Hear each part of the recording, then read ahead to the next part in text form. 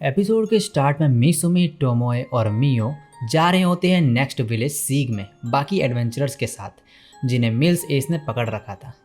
और अब ये पहुंचते हैं सबसे पहले एक गिल्ड में, जहाँ पे ये बंदा जो है रिसेप्शनिस्ट को बोलता है कि जेसुया टाउन यानी कि जहाँ पे मिसुमी पहले था वो कुछ मॉन्स्टर ने डिस्ट्रॉय कर दिया। और ऐसा इसलिए कहता है ये क्योंकि टोमोए ने एडवेंचरर्स की मेमोरीज चेंज कर दी थी, रिनोन और तोआ को छोड़कर। रिसेप्शनिस्ट पूछते हैं कि क्या वो मॉन्स्टर अभी भी वहाँ पर है। ये बंदा कहता है नहीं, इन दोनों ने उनका पीछा किया था, इनका लेवल 1000 से भी ज़्यादा है। रिसेप्शनिस्ट को ये मजाक लगता है और वो हंसने लगती है। मिसुमी फिर उससे कहता है कि इन्होंने जेसुया के एडवेंचरर्स गिल्ड में रजिस्टर कर रखा है, मगर रिसेप्शनिस्ट कहती है कि शायद इन्फॉर्मेशन शेयर करने से पहले ही टाउन डिस्ट्रॉय हो गया था, तो तुम्हें फिर से रजिस्टर करना होगा।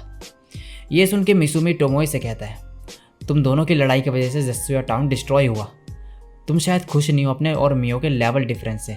और उसे बोलता है कि सामुराई अकेले ट्रेनिंग किया करते थे अपनी स्किल्स इंप्रूव करने के लिए। और टोमोए ये सब सोच के खुश होने लगती है और मिसुमी से परमिशन लेती है ट्रेनिंग करने की अकेले, और मिसुमी हाँ कर देता है। और टोमोए ये सुन के वहाँ से चली जाती है और मिसुमी का प्लान उसे अलग करने का काम कर जाता है। ये देख के मियो खुश हो जाती है कि अब मिसुमी और वो अकेले होंगे, लेकिन ये खुशी जो ये थोड़ी देर के लिए होती है जब उसे पता चलता है कि बाकी एडवेंचरर्स भी इनके साथ जा रहे हैं। जाते वक्त रिनोन कहती है माफ़ करना तुम्हारे बीच में आने के लिए, मुझे पता है कि तुम इसकी गर्लफ्रेंड हो। ये सुन के मियो शर्माने लगती है और कहती है मैं तो बस इसकी फॉलोवर हूँ। एक जगह जाके जो है कुछ मॉन्स्टर इनके सामने आ जाते हैं और मिसुमी मियो को उन्हें हैंडल करने को कहता है। मियो जाके उन्हें एक ही बार में मार देती है और ये देख के सभी एडवेंचरर्स काफ़ी ज़्यादा इम्प्रेस्ड हो जाते हैं उससे।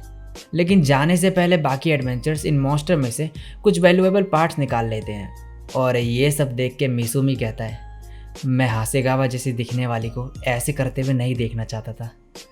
इसके बाद ये निकल जाते हैं और फिर रात में एक साथ खाते हैं और दिन में मॉन्स्टर से लड़ते हैं और आगे बढ़ते रहते हैं। और फाइनली ये सीग टाउन के करीब पहुंच जाते हैं और इन्होंने काफ़ी वैल्यूएबल पार्ट्स भी कलेक्ट कर लिए होते मॉन्स्टर्स के।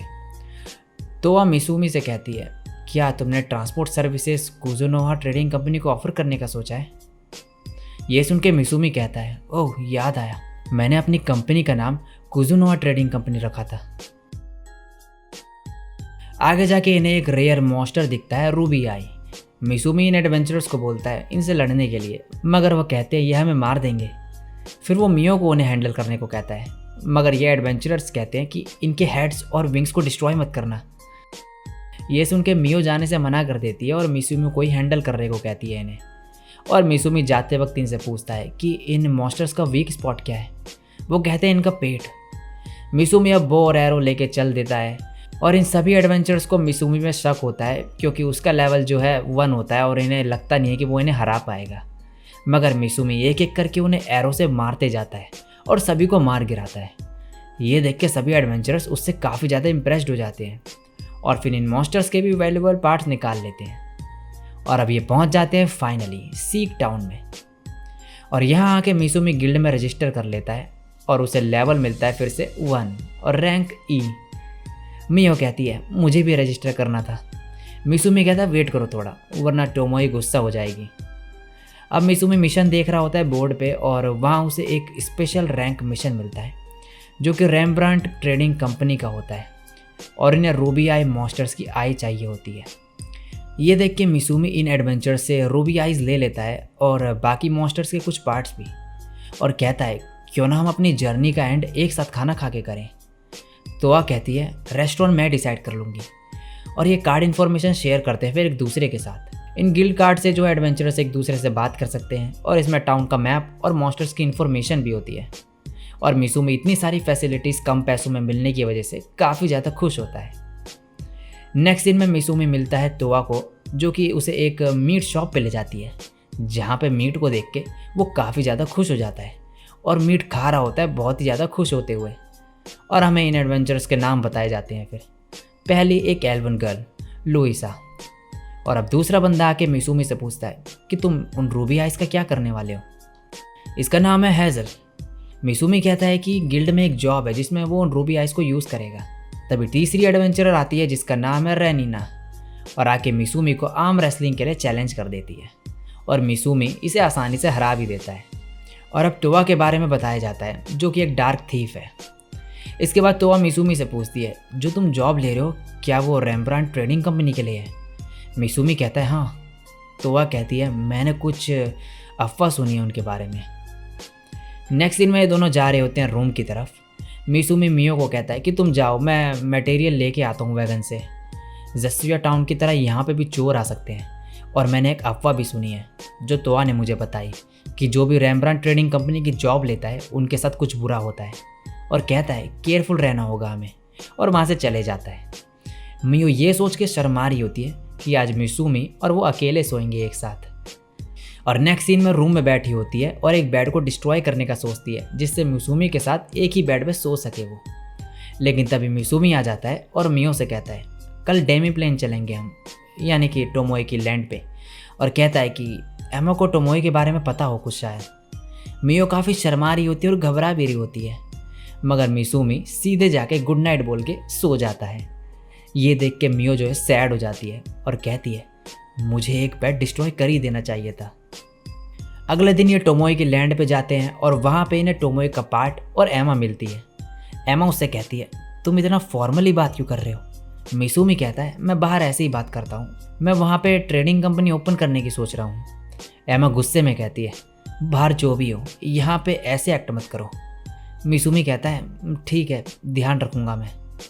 अब एमा मिसूमी को हर स्पीशीज़ की रिपोर्ट देती है और बताती है एल्क माउंटेन्स में रहेंगे, ऑक्स और मिश लिजर्ड्स उनकी हेल्प कर रहे हैं, ड्वार्फ कंस्ट्रक्शन और रिपेयर्स का काम कर रहे हैं, और तुम्हारे लिए इक्विपमेंट्स भी बना रहे हैं, और मिश लिजर्ड को फार्म लैंड क्लियर करने और विलेजेस को गार्ड करने का काम दिया गया है। और टोमोए की ये पार्ट बोलती है कि ऑक्स तुम्हारे लिए रहने को घर बना रहे हैं। मिसूमी कहता है इतना बड़ा, क्या तुम कोई महल वगैरह बना रहे हो। एमा उसे बताती है कि वो उसी की मेमोरीज़ के अकॉर्डिंग काम कर रहे हैं, और ये सुन के मिसूमी को याद आता है कि टोमोए ने उसकी कुछ मेमोरी सेव करी थी जिससे उन्हें देखा जा सके। फिर मिसूमी एमा से टोमोए के बारे में पूछता है मगर उसे कुछ भी नहीं पता होता। फिर वो टोमोए के पार्ट से पूछता है मगर उसको भी कुछ नहीं पता होता। तभी एल्ड भागते हुए मिसूमी के पास आता है। मिसूमी कहता है तुम्हारा डंडा कहाँ है। वो कहता है मैंने ये डिवाइस बनाया है चलने के लिए, और मेरे पास कुछ है तुम्हारे लिए। और फिर मिसूमी को एक जगह पे ले जाता है और वहाँ पे बहुत से आर्मर्स दिखाता है उसे, मगर मिसूमी इन्हें लेने से मना कर देता है, जो सुन के सभी शॉक्ड हो जाते हैं। तभी मिसूमी की नज़र दूसरी तरफ कुछ कपड़ों में पड़ती है, और इसे रूगोई ने बनाया होता है, वही बंदा जिसने मिसूमी की रिंग बनाई थी।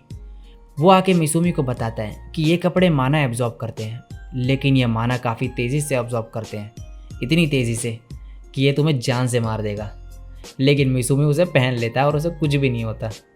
रूगोई कहता है फिर ये हाई फिजिकल और मैजिकल डिफेंस भी प्रोवाइड करता है, और मिसूमी को इमेजिन करने को कहता है जिससे वो कलर बदल सके। मिसूमी फिर वैसा ही करता है और इन कपड़ों का कलर चेंज होकर रेड हो जाता है। रूगोई कहता है जब ये रेड होगा तब ये स्पीड प्रोवाइड करेगा तुम्हें डिफेंस से ज़्यादा। मिसूमी ट्राई करता है उसे और वो काफ़ी तेज़ भागने लगता है इसे पहन के, लेकिन तभी ये कपड़े फट जाते हैं और इनकी लिमिट रीच हो जाती है। रूगोई कहता है मैं वादा करता हूँ कि अगली बार मैं ऐसे कपड़े बनाऊंगा कि वो तुम्हें तुरंत ही मार देंगे। मिसूमी ये देख के कहता है इसका गोल तो फिर से चेंज हो गया। नेक्स्ट सीन में मियो अब मिसूमी को कुछ एल्क से मिलवाती है और ये उन्हें ह्यूमन ट्रांसफॉर्मेशन की प्रैक्टिस करवा रही होती है, और ये मिसूमी के पास आके कुछ चीज़ें लाके उनकी प्रॉपर्टीज़ के बारे में पूछते हैं। ये सब पॉइजनस होते हैं, और मिसूमी कहता है तुमने इन्हें अपने हाथों से तोड़ा। वो कहते हैं हाँ। मिसूमी उन्हें देख के कहता है इनकी तो एक सिंगल बाइट से ही कोई भी मर सकता है। तभी मियो उसे उठा के खा लेती है और कहती है ये तो डिलीशियस है। नेक्स्ट सीन में मिसूमी अपने क्लाइंट से मिलने जाता है अकेले रेम्ब्रांड ट्रेडिंग कंपनी में, और मन में कह रहा होता है मेरी पहली जॉब बढ़िया चल रही है। लेकिन जब वो पहुंचता है वहाँ पे तो काफ़ी ज़्यादा निराश होता है, और उसके सामने एक बंदा होता है जो कहता है जो भी तुम कर रहे हो गलत है, आई एम सॉरी, लेकिन मेरे पास तुमसे डिस्कस करने के लिए अब कुछ नहीं है। और मिसूमी मन में कहता है मेरा पहला एडवेंचर ऐसा लग रहा है कि ये मैंने जितना सोचा था उससे कहीं ज़्यादा मुश्किल होगा। और इसी के साथ ये एपिसोड यहीं पे एंड हो जाता है।